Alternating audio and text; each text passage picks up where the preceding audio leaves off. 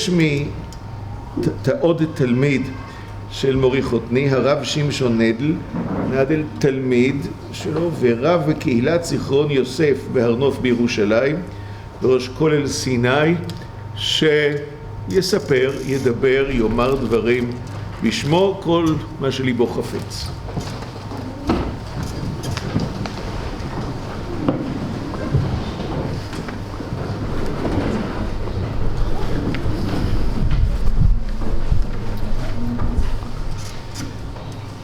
ברשות בני המשפחה, מוריי ורבותיי,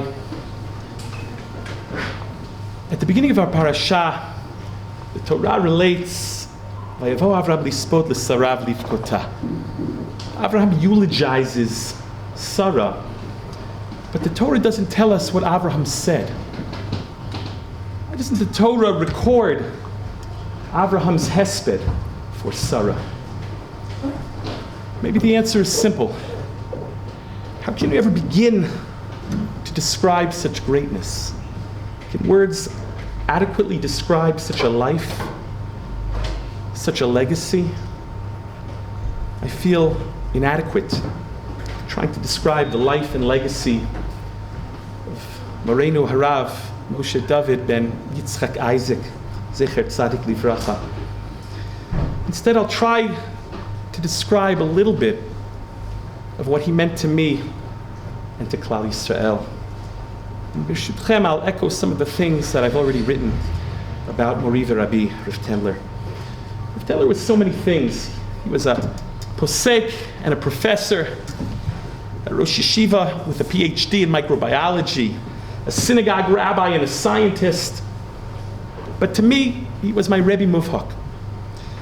When I was in yeshiva and trying to find my place, so at Mekomi, I floated from shir to shir, and I ended up in Rav Tendler's classroom at the suggestion of a close friend and another close Talmud, Gili hoped. And as Rav Tendler would say, I never left. The shir was unlike any other shir in the yeshiva. Rav Tendler didn't get lost in abstractions, didn't have time for pilpulin, for lumdis. His shir was aliba de hilchasa, focusing on halacha l'maisa, the practical application of halacha. The sugya came to life as Rav Tendler would share real shilas, real questions and cases that he was personally involved in, drawing on years of experience as a posek. We would often look together at the Igros Moshe, the tshuvos of his beloved Shver, Hagon, Moreinu Rav Moshe Feinstein Zatzal, with Rav Tendler providing fascinating footnotes and stories and anecdotes and important background information to the tshuva, oftentimes cases, again, that he was personally involved in. He taught us halacha hands-on. After his p'tira, another close Talmud of more recent years sent around a video of Rav Tendler slicing chal, a cow's udder, on a classroom desk at Yeshiva University. And he believed it wasn't enough just to learn Yoredeya. You had to see it. You had to experience it. Eina doma shmiyah l'ri'iyah. I shared with this same Talmud, after he sent me the clip, how one year I convinced Mori Rabbi Rav Tendler and the administration at REITs to let Rav Tendler teach a shir in Hilchot Nidah, the laws of family purity. And on the first day of class, the very first day, Rav Tendler passed around to us students mar'ot stapled to index cards, if you can imagine. Halacha hands-on. Rav Tendler's Torah was a Torah's chayim, a living, breathing tradition that engages the modern world and confronts its challenges. He believed that an understanding of science and technology and the metzius, the reality, is indispensable in order to understand Torah and apply halacha. He embodied Yeshiva University's motto of Torah Umada, And he saw no conflict between Torah and Madda, Torah and science. For him, they lived together in perfect harmony. They complemented one another. He was equally at home quoting Galen as he was quoting the Rambam, equally at home in the Dalet Amos of the Beis Medrash as the 4 L's of the laboratory. But he would often quip that there should be more Madda in the yeshiva and more Torah in the university. And that's just what he did. He brought science into the Beis Medrash and Torah into the science laboratory. Sophisticated sugyos were illuminated by scientific material, and his biology classes were peppered with statements of Chazal. The past few weeks I've been going through notebooks and files and folders from his Gemara shiurim and looking at the amount of scientific material that he would dispense and distribute to us. Articles from scholarly journals, from scientific journals, medical journals, New York Times articles. Rav Tendler defined Torah Lishma, the study of Torah for its own sake, as L'Shem Hora'ah, for the sake of being able to rule, to paskin, to render a psak halacha. And he would often invoke the Gemara in Kiddushin and Daf Lamed, Vishinantam sheyu divrei Torah mechudadim beficha, she'im yishal lecha adam davar al tegamgein v'tomar lo ela emor lo miyad. The words of Torah should be sharp in your mouth. So if someone asks you a question, you will not stammer, instead answer him immediately.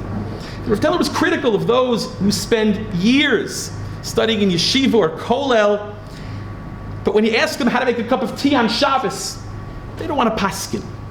They don't want to paskin. Rav Tendler wanted his talmidim to be competent and confident in answering a shayla. Often after shir, I would follow him down into his office in the basement of First Hall. I remember how Rav Tendler was so quick. Even at that age, he must have been already in his 70s. This is going back 20 years ago, and he would quickly run from his classroom to his office. Maybe he didn't want us to tell him to follow him, to bother him. He had a lot to do. He's one of the poskei ador. But I would often follow him down into his office in the basement of First Hall, and it wasn't uncommon for me to be sitting there with him in his office or sitting together with him in his study at his home in Monsey, New York.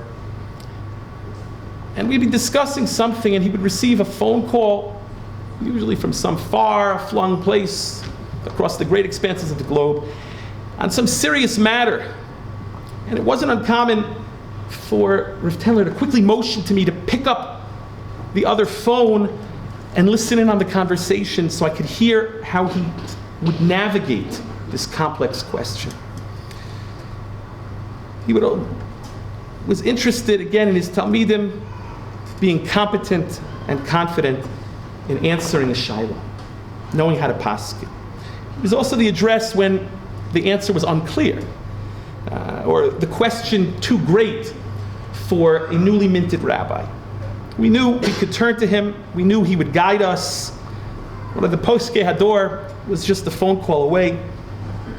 Always magnanimous, always generous with his time. And it was no surprise that he was so generous with his time and generous with his talmidim. He loved us. Chazal compare the Talmud-Rebbe relationship to the parent-child relationship. Vishinantam levanecha, banecha elu talmidecha.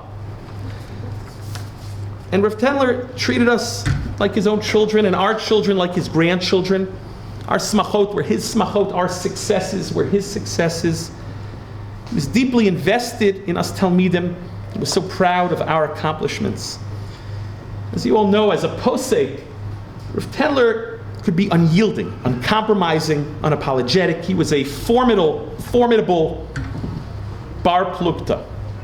He could be tough, but with his talmidim, he was loving. He would greet us with an embrace, a kiss on the cheek, sometimes a gentle slap on the cheek or on the head if we asked a klutz kasha.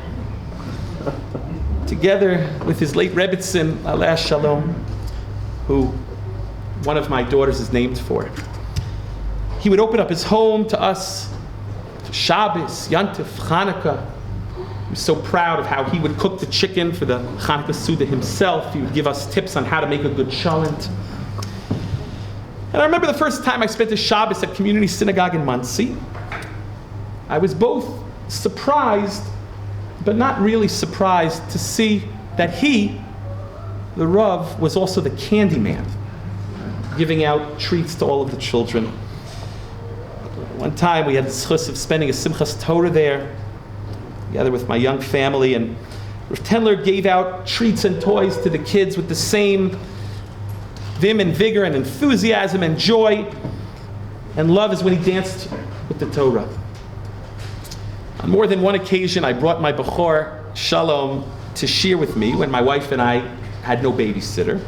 And while most Rosh Yeshiva and professors would find that to be a distraction, Rav Tendler quoted the Yerushalmi, which relates how the mother of Yehoshua ben Chananya brought his crib into the Beis Medrash, Bishvil she'yidabku oznav b'divrei Torah, in order that his ears would cleave to the words of Torah. I remember once how Rav Tendler gave my son his ring of keys, his very large ring of keys, so he gave it to my son to play with. And of course, to my horror, my toddler puts these dirty keys into his mouth. But Rav Tendler said it was fine, and who was I to argue with a world-class microbiologist who had developed the cure for cancer in the 1960s. Rav Tendler was a towering intellectual giant, but at the same time, as you all know, he was very down-to-earth and approachable, famous for his sense of humor, his sharp wit and biting sarcasm, always quick with a comment or a comeback. I remember once how a Talmud asked him about a certain cake, a certain dessert that was made with dairy equipment, and he wanted to know if it can be eaten together with meat, and Rav Tendler wondered aloud if this product should be eaten at all, given just how unhealthy it is. In shir, Rav Tendler would regale us with stories. We were transported to a long-lost world, which he called a small shtetl in Europe that he grew up in, the Lower East Side of Manhattan. He connected us to the Gedolim of previous generations, Rav Henkin, Rav Soloveitchik, Rav Kahneman, Rav Hutner, the Lubavitcher Rebbe. Often, while relating a story about his beloved Shver, Moshe Feinstein's Zatzal, Rav Tendler would have to hold back the tears. For Rav Tendler, these stories and anecdotes were not bittul Torah. He was connecting us with the Masorah. He taught us more than just a blot Gemara. He gave us a glimpse into greatness.